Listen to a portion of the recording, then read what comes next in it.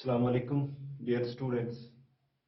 हम chemical kinetics पढ़ रहे थे बेटा, और केमिकल काइनेटिक्स में हमने बहुत सारी चीज़ें देखी है। अब हम यहाँ पे जो आज देखने वाले हैं दैट इज बेटा अर्हीनियस equation.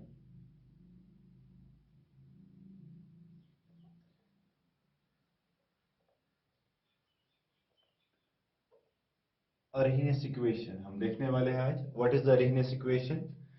Arrhenius equation is actually the effect of temperature on the rate of the reaction or rate constant जिसे आप कह सकते हैं। तो हम कह सकते हैं बेटा कि ये जो Arrhenius equation है, it is the effect of temperature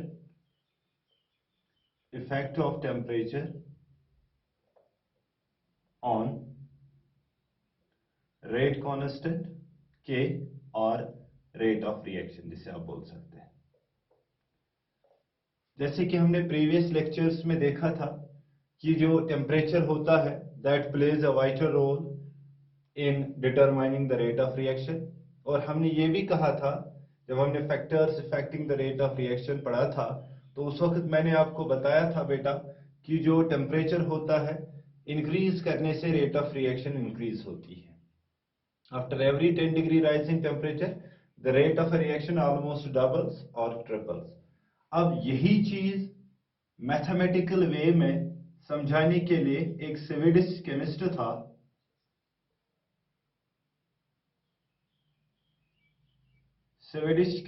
था जिसका नाम था बेटा अर्हीनियस। He has proposed a physical justification by means of mathematical relationship। उसने इस इफेक्ट ऑफ टेम्परेचर और रेट ऑफ रिएक्शन पे जो इफेक्ट होता है उसको मैथमेटिकली समझाने के लिए उसने एक फिजिकल जस्टिफिकेशन दे दी। फिजिकल जस्टिफिकेशन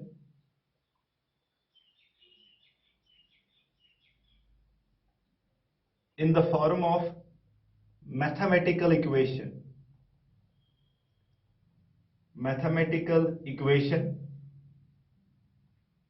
present की है, and that equation, mathematical equation is called as Arrhenius equation।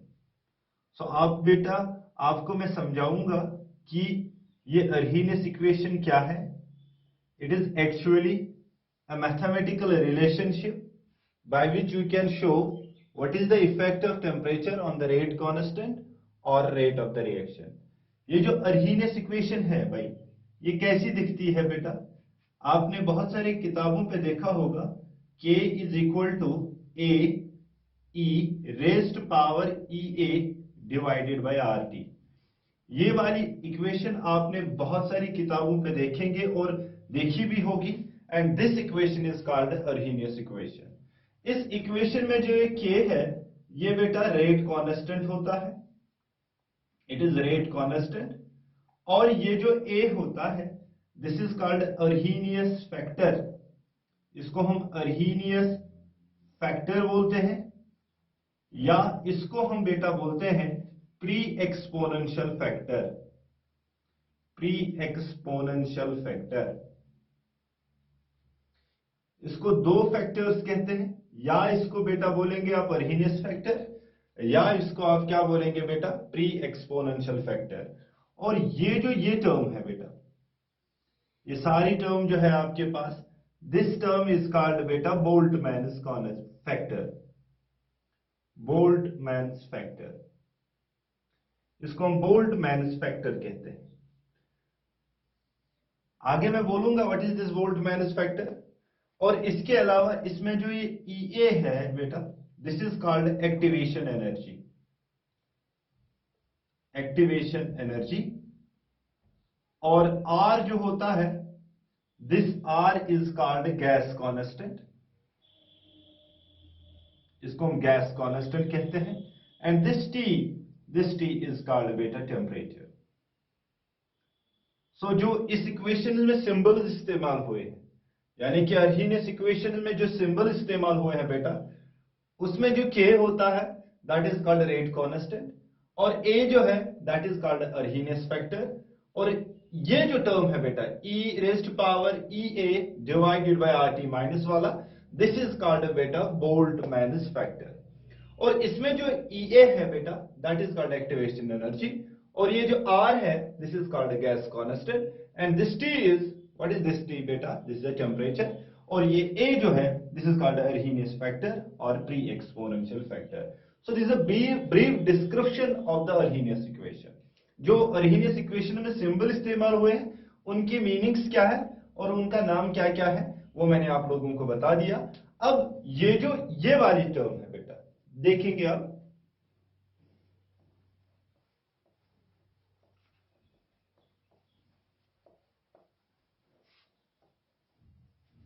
जो अर्हीनियस इक्वेशन में बेटा ए ई रेज्ड पावर माइनस ई ए बाय आर टी है बेटा टर्म, ये वाली टर्म जो है मैंने कहा इसको हम कहते हैं Boltzmann's factor. This is called Boltzmann's factor. What is this Boltzmann's factor? This is actually the number of reactant molecules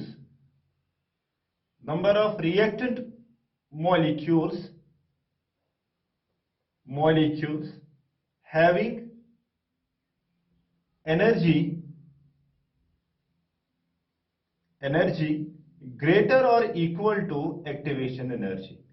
वो मॉलिक्यूल्स रिएक्टेंट्स की जिनकी एनर्जी बेटा ग्रेटर या इक्वल टू होगी बेटा एक्टिवेशन एनर्जी के, दैट इज कॉल्ड बेटा बोल्ट्जमैन्स factor. और ये इक्वेशन इस प्रकार की है, and this equation is called बेटा अर्हीनियस इक्वेशन। अब बेटा जो ये दो फैक्टर्स है ए और ये सारी ई जो है, दीज आर कॉल्ड अर्हीनियस पैरामीटर्स, इनको हम अर्हीनियस पैरामीटर्स कहते हैं। अगर हम इसका ग्राफ देखेंगे बेटा, what is the graph between this one that is rate constant and this temperature, this graph will be like this. आपके पास अगर टेम्परेचर है और आपके पास अगर रेट कांस्टेंट है बेटा, तो ग्राफ जो होगा दैट विल बी एक्सपोनेंशियल। यानी कि इसका मतलब क्या होगा, रेट कांस्टेंट का वैल्यू जो है यानी कि रेट ऑफ रिएक्शन जो है that exponentially increases by increasing temperature. जितना आप टेम्परेचर बढ़ाएंगे उसके हिसाब से जो रेट ऑफ रिएक्शन है या रेट कांस्टेंट का वैल्यू है वो एक्सपोनेंशियली इंक्रीज होगा। सो this is the graphical representation of this what बेटा exponential equation of Arrhenius equation. जो exponential form of Arrhenius equation है उसका ग्राफ बेटा इस प्रकार का होगा। अब इस इक्वेशन को समझने के लिए कि कितना इफेक्ट करेगा temperature on the rate constant, कि अगर हम टेम्परेचर फॉर एग्जांपल बढ़ा देंगे, कुछ वैल्यू दे देंगे, तो रेट कांस्टेंट का वैल्यू क्या निकलेगा, तो उसको निकालने के लिए हमें पहले डिराइव करनी पड़ेगी इसकी इंटीग्रेटेड फॉर्म, यानी कि अर्हीनियस इक्वेशन की कौन सी फॉर्म बेटा, integrated form. Let us see that अब।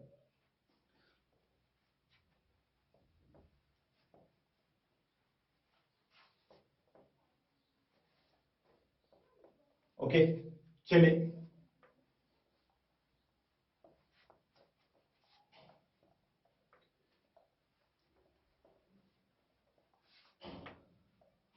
सो हमें देखनी है अब बेटा integrated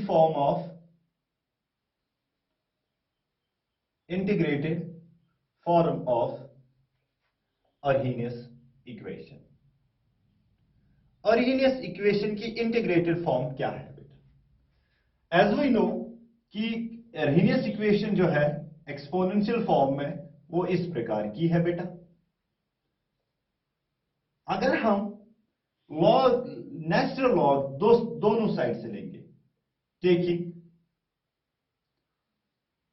natural log on both sides, तो ये इक्वेशन क्या बनेगी बेटा? It will be like this, ln of k that will be equal to ln of a e raised power minus ea divided by rt. Okay, so it will be like this, ln of k that will be equal to, this is the formula, ये एक formula बन जाती है यहां पर, ln m into n, वो किसके बराबर होती है बेटा? ln m plus n, that is ln a plus ln of e minus ea divided by R T, ये पावर में होगी। अब हम इसको लिखेंगे लिन ऑफ के, इसको इधर लाएंगे तो ये माइनस बनेगा, ln of A that will be equal to, ये एक दूसरी फॉर्मूला बन गई ln M raised power N, so that will be N ln M, वो ये होगी बेटा E A divided by R T, और ये होगी लिन ई बेटा। ओके, सो हम लिख सकते हैं इसको ln of K minus ln of A that is equal to बेटा minus E A divided by R T into बेटा 1। क्यों लिखा 1 बेटा? क्योंकि आपको पता होना चाहिए बिकॉज लिन ऑफ ई जो होती है वो 1 के बराबर हो जाता है। अब देखिए ये फॉर्मूला बन गई हमारे पास, वो क्या formula, log M minus log N या ln M minus ln N, that is ln of m divided by n, that is k divided by a, so that is equal to minus ea divided by rt। Okay, ये लिन हम log में convert करेंगे। मैंने आपको पिछली बार भी बोला, जब भी आप नेचुरल लॉग को log टू द बेस 10 में कन्वर्ट करेंगे तो आपको मल्टीप्लाई किस चीज से करना पड़ता है, 2.303 से। तो ये बन जाएगी log k by a and that is equal to beta minus EA divided by RT। ये जो 2.303 है ये यहां पे मल्टीप्लाई है, जब हम इसको यहां पे लाएंगे तो ये डिवाइड हो जाएगा, तो हम लिख सकते हैं log k by a that is equal to beta minus EA divided by 2.303 RT। ठीक, तो यहां पर हम इसको ग्राफ में कन्वर्ट कर सकते हैं बेटा। ये देखिए it is y and it is m and this t is equal to x। तो देखेंगे तो ग्राफ जो आएगा बेटा वो इस प्रकार का आएगा, यहां पर log of k by a किसके बराबर निकलेगा बेटा, that will be equal to just like this negative slope,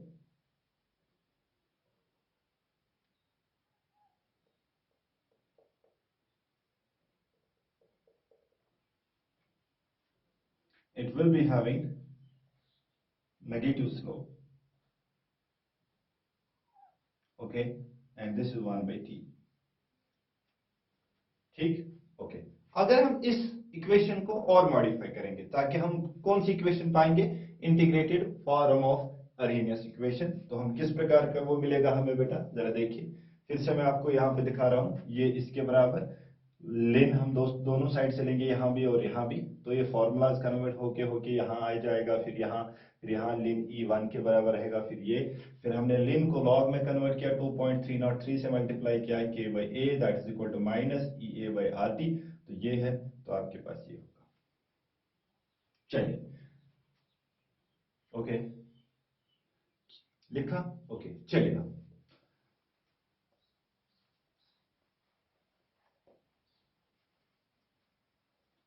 ये जो फॉर्मूला है इसको वापस लाएंगे उसी formula, log m by n किसके बराबर होता है, log m minus log n, तो ये किसके बराबर निकलेगा, log of k minus log of a that will be equal to beta minus ea divided by 2.303 rt।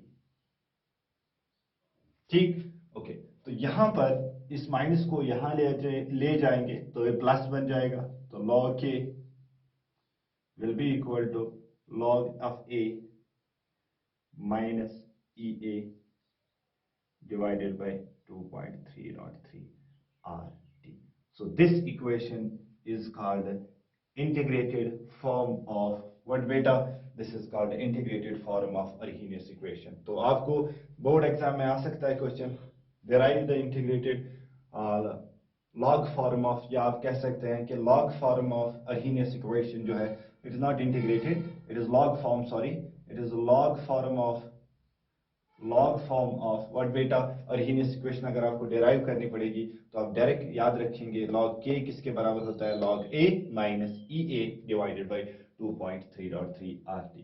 अब देखिए अगर इसका ग्राफ देखेंगे, सो ये y है, हम मान लेंगे ये c है और हम इतना जो टर्म है बेटा t को छोड़कर लेट दिस इज m और ये 1/t जो है दैट इज x।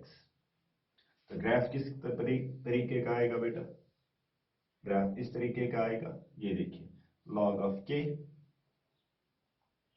और 1/t के दरमियान जो ग्राफ आएगा वो इस प्रकार का ग्राफ आएगा और यहां पर जो इंटरसेप्ट होगा log a होगा और इसका जो स्लोप होगा बेटा, slope will be equal to minus EA divided by 2.303R. So this is the graphical representation of log form of Arrhenius equation. जो हमने पहले दिखाया था that was the graphical form of exponential Arrhenius equation. Okay बेटा, चलिए write down.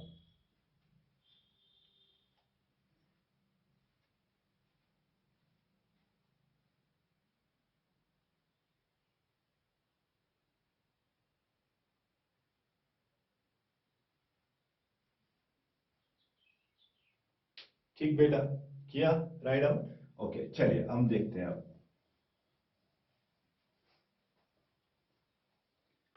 यहां पर entrance related कुछ पॉइंट्स मैं बोलूंगा आपको, वो आप याद रखिएगा बेटा प्लीज।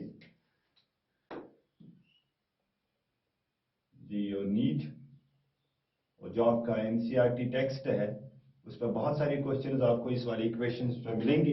इंशाल्लाह आप उनको अच्छी तरह से सॉल्व करेंगे, मगर याद रखिएगा सपोज आपने टेम्परेचर लिया T1 पहले और फिर आपने टेम्परेचर लिया T2। सपोज आप करेंगे T2 is greater than T1। जब T1 टेम्परेचर था तो उस वक्त जो रेट कांस्टेंट होगा वो K1 होगा और इस वक्त रेट कांस्टेंट चेंज हो चुका होगा, that will B K2 and K2 will be greater than K1। जब आपको दो टेम्परेचर दिए होंगे और आपको रेट कांस्टेंट निकालना होगा, एक रेट कांस्टेंट दिया होगा, ठीक है ना बेटा। अब आप कैसे, कौन सी इक्वेशन इस्तेमाल करेंगे? ये वाली इक्वेशन तो नहीं इस्तेमाल कर सकते हैं ना, तो कौन सी इक्वेशन भाई इस्तेमाल कर सकते हैं? ठीक है, जरा देखिए कौन सी इक्वेशन इस्तेमाल कर सकते हैं। याद रखिएगा that is log K2 by K1, हमेशा याद रखिएगा ये equation, that will be equal to, ठीक किसके बराबर बेटा बताइए? वो होगी बराबर EA डिवाइडेड बाय 2.303R, ठीक, इनटू बेटा T2 minus T1 divided by T1 T2। ये वाली इक्वेशन आप उस वक्त इस्तेमाल करेंगे।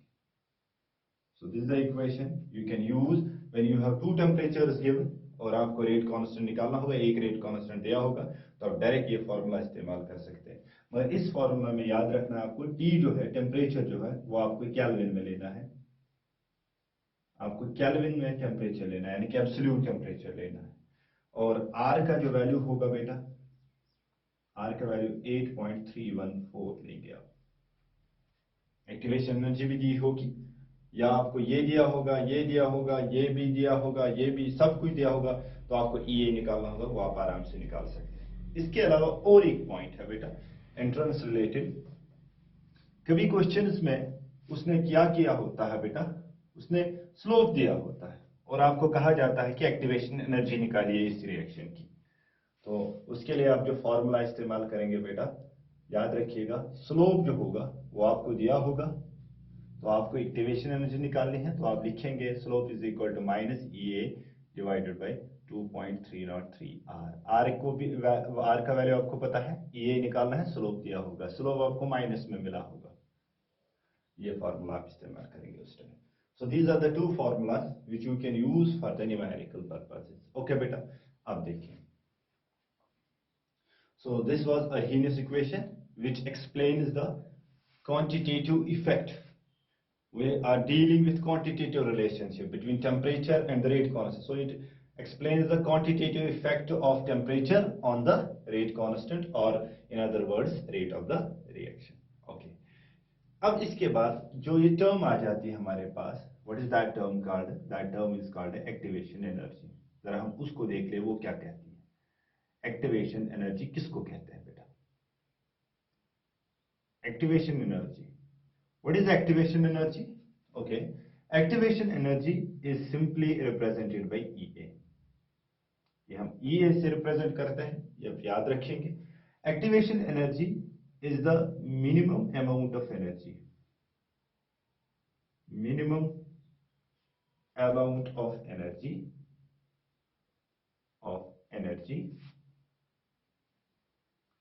possessed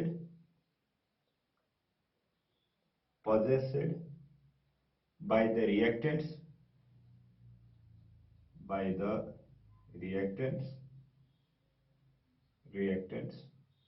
to form products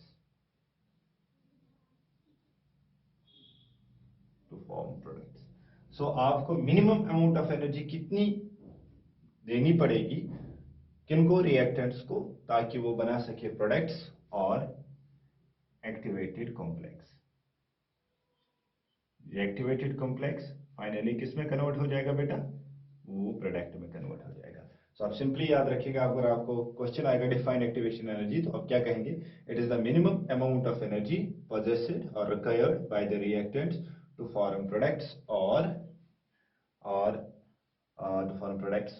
activated complex। Okay बेटा, ये जो एक्टिवेशन एनर्जी होती है बेटा, एक्टिवेशन एनर्जी होती है, ये हम मेजर करते हैं इन जूल पर मोल में। तो इसका यूनिट जो होगा, unit of activation energy is what बेटा, जूल पर मोल। ओके, एक्टिवेशन एनर्जी के बारे में कहा जाता है, activation energy can never be zero और नेगेटिव। एक्टिवेशन एनर्जी कभी नेगेटिव हो सकती है और नहीं ये कभी जीरो हो सकती है। ओके, जीरो का मतलब है वो प्रोडक्ट बनाएगा नहीं, नेगेटिव का मतलब है कि वहां पे प्रोडक्ट बन ही नहीं सकता। सर यहाँ पे नेगेटिव एक्टिवेशन एनर्जी है, नहीं बेटा, ये नेगेटिव एक्टिवेशन एनर्जी नहीं है, बिकॉज इट इज स्लोप। जहां स्लोप जो होता है वो माइनस होता है, और माइनस कैंसिल हो जाएगा, आपको हमेशा एक्टिवेशन एनर्जी किस में निकलेगी बेटा, पॉजिटिव में। ओके, सो ये कंफ्यूजन जो मिसकंसेप्शन है, ये आप दूर कर सकते हैं कि यहाँ पर ये माइनस, इसलिए ये एक्टिवेशन एनर्जी का माइनस नहीं है, ये स्लोप का माइनस है। ठीक है, ओके। अगर मैं आपको दिखाऊं ये एक्टिवेशन एनर्जी हम कैसे देख सकते हैं, और इसके अलावा और एक पॉइंट मैं इससे पहले बता दूं, ये जो एक्टिवेशन एनर्जी होती है बेटा, it depends upon the nature of bonds which undergo cleavage। depends upon the nature of bonds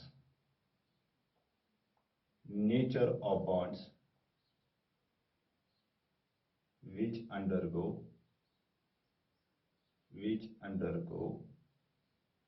cleavage during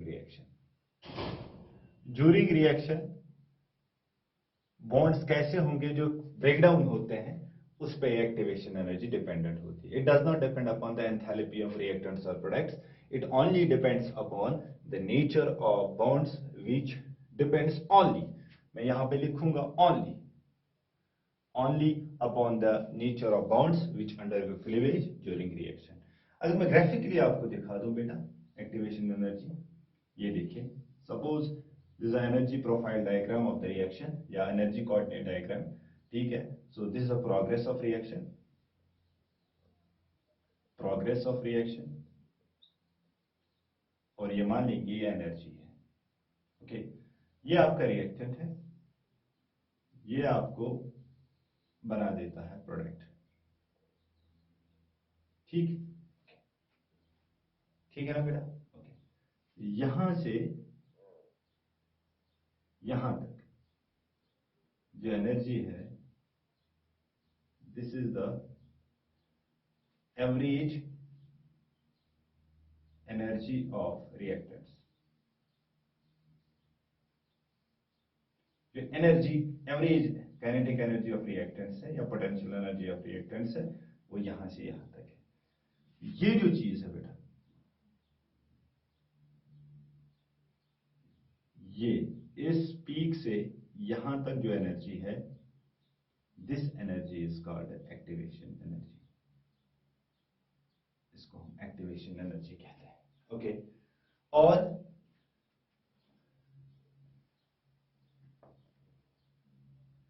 जो ये एनर्जी है यहां से यहां तक,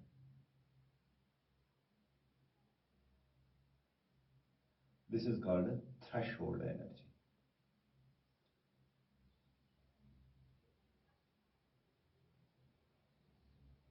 ठीक है बेटा, ओके। सो यहां से आपको आराम से निकल सकता है what is this activation energy, mathematically किसके बराबर होगी। सो देखिएगा, हम लिख सकते हैं ये जो सारी एनर्जी है, threshold energy, threshold energy that is equal to EA, that is activation energy, इतनी plus average kinetic energy of reactants.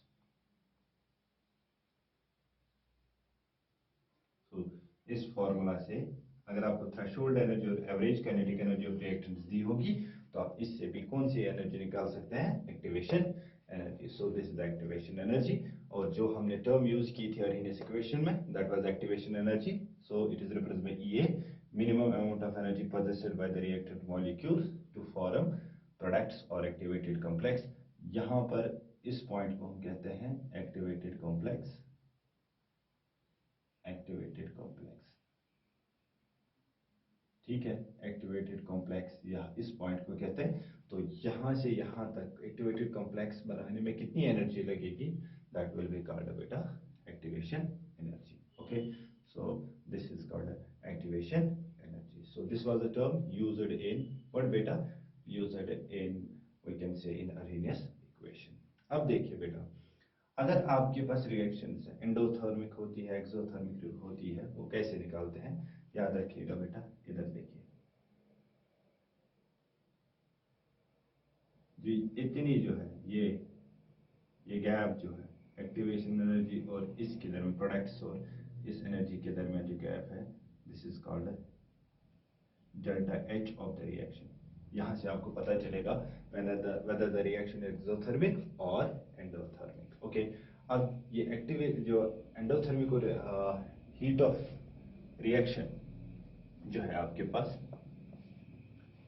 Heat of reaction जो होती है that is always equal to activation energy for forward process minus activation energy for backward process,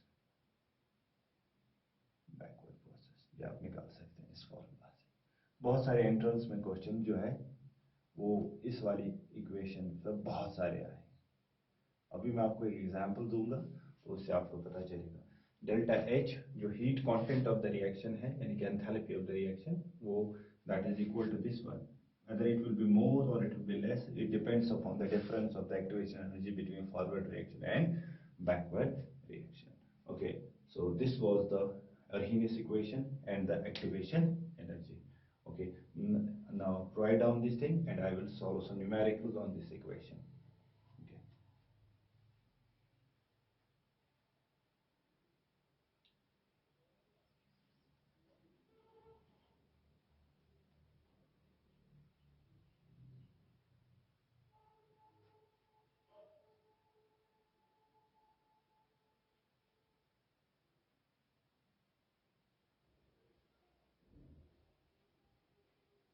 okay, चलिए बेटा,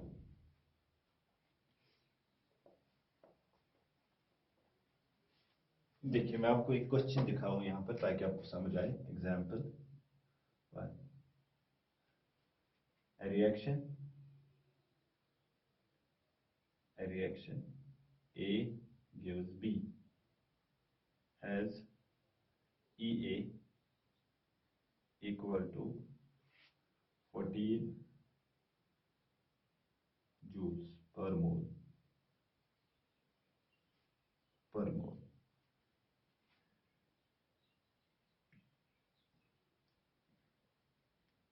reaction plus 20 joule, 20 joules, ठीक है, has activation इतना। If the EA for if the calculate the EA for B gives A reaction। ये देखिए बेटा question easy है, आपको ये लिखा है ए रिएक्शन A gives B। आपका सोल्यूशन जो इसका होगा वो इस प्रकार का होगा, A आपके पास है वो आपको B दे रहा है, प्लस यानी कि यहां पर है, अगर यहाँ पे प्लस होता तो दैट मीन्स एंडोथर्मिक, यहाँ पे प्लस है तो एक्सोथर्मिक। सो मैं लिखूंगा delta H is equal to -20 joule. ठीक, ओके। अब मुझे निकालना है डेल्टा, मुझे ई बैकवर्ड रिएक्शन, ये तो फॉरवर्ड होगी ए से बी, बी से वापस तो बैकवर्ड रिएक्शन, तो मुझे निकालना है delta H is equal to E A that is forward minus E A backward. ठीक, ओके। It is 44, sorry,